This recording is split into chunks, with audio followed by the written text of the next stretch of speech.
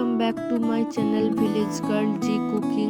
আজকে আমরা বানাতে চলেছি ধনেপাতার চাটনি বা গ্রিন চাটনি। তো তার জন্য ধনেপাতাগুলোকে এইভাবে কেটে নিয়ে ভালো করে ধুয়ে নিয়েছি। এখন আমি একটা মিক্সির জার নিয়ে নিয়েছি, এর মধ্যে সমস্ত ধনেপাতাগুলো দিয়ে দেব।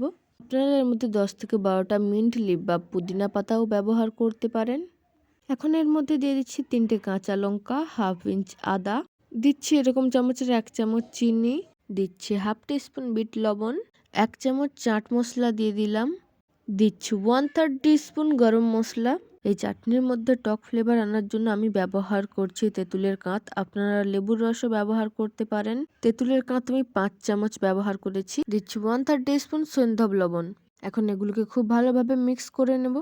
এই পর্যায়ে আমার অল্প একটু জল লাগবে, তাই অল্প একটু জল দিয়ে দিলাম। আবারও এটাকে ব্লেন্ড করে নেব।